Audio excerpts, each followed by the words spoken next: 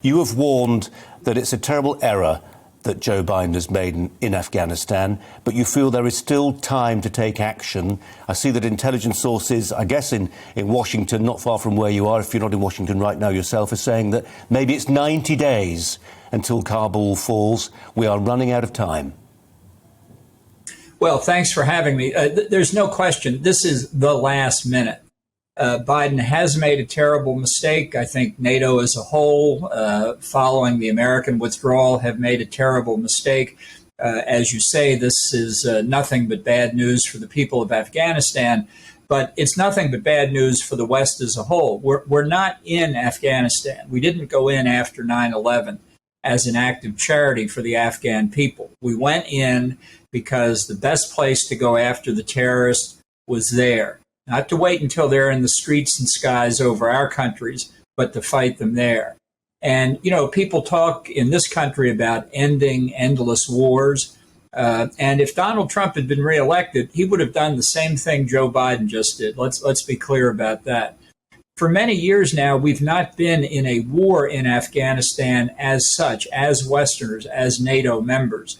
We've been assisting the Afghans, and we're not there to make Afghanistan the Switzerland of Central Asia.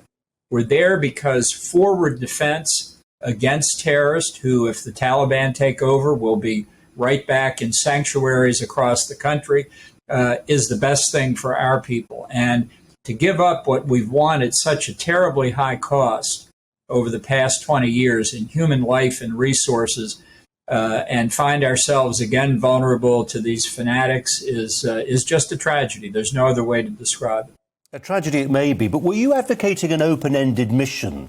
Was there a sense in which we're talking potentially about a presence there for another 10, 20 years? Impossible to put a figure on. How could we define the point when success was achieved?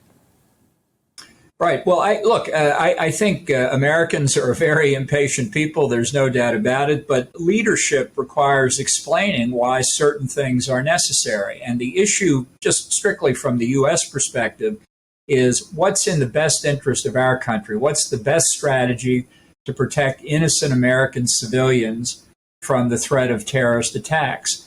And if that requires a long-term presence in a country like Afghanistan, but that will safeguard our country and that of our friends and allies, I think that it's worth it. But that case has not been made. People are not aware of the danger that we're about to see in front of us. And I think, if the American people, and I bet the British people, had a chance to hear these arguments, they'd respond appropriately. We were in Germany after 1945 for 45 years because of the Cold War, more than twice as long as we've been in Afghanistan. And we're still in Germany today because it's in the interest of the Western alliance. We can have patience if the case is made adequately, which neither Trump nor Biden were prepared to make.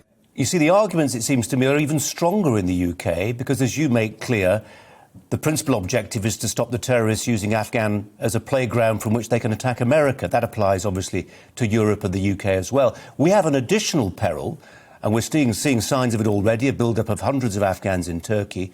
And because of that diaspora that's now here in the UK, and we've seen it with other nationalities seeking to come to the UK, it's a great place to live, it's a safe place to live, that people will want to come here. We have no idea how many, but it is this additional dimension, the looming humanitarian crisis, because let's face it, if you've had 20 years of a relatively free life, the prospect of a return of the Taliban is enough to make you want to leave and head west.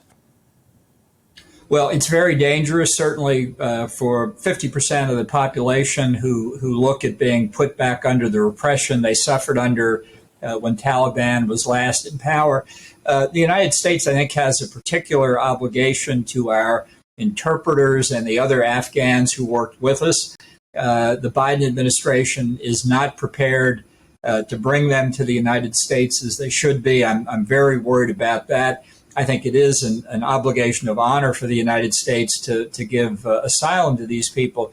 But let's also be clear what lesson others in Afghanistan learned from that. If the U.S. and Britain and the other NATO members don't think they can defend the people who helped them out in Afghanistan, what's going to happen to the rest of the population? And that's why I think these intelligence estimates of the potential of very rapid collapse of the Afghan army, sadly, may be true. It's not that they lack equipment or training, it's that their morale will collapse. We've also seen reports, and I acknowledge uncorroborated, from areas where Taliban has taken over, that Afghan army forces who surrendered were executed, which obviously is a signal to others that their best advice is just take their uniform off and fade away, which would only accelerate this sad collapse of the Afghan government. John Bolton, Joe Biden's not going to heed a word you say, but that might not apply to Boris Johnson. If you had a message tonight for our Prime Minister, might it be that the UK could, to some degree at least, maybe by using forward air controllers, using some air power, the UK could be actively involved in a military fashion in Afghan still? Well, I think there are plans to use U.S. and U.K. forces in the Persian Gulf region to do just that. I wish it were possible to get NATO to return in some form, but it looks as though without an American presence that Biden has very plainly said as recently as yesterday he won't provide, that's out of the cards as well. So I hate to be pessimistic, but that's the only realistic way to look at what's about to happen. Are you surprised that the Brits haven't been able to cobble together a NATO coalition? Ben Wallace, our Defence Secretary, has said he's tried, and we've got two former Defence Ministers who've said we should try. Are you surprised that NATO's not up for the fight? Well, it's a sad commentary, but look, the biggest mistake is made by Joe Biden here in Washington. If the U.S. had stayed, I think others would have stayed as well. So this is on us. And the sad thing is, it could redound to our significant detriment in Europe, in the United States, if we do see renewed terrorist attacks based out of Afghanistan, which I think is highly likely. Welcome to the GB News YouTube channel. You can watch us live 24 hours a day, catch up on your favourite shows, and join in the conversation in the comments below. Don't forget to subscribe and you'll never miss any of our exclusive content.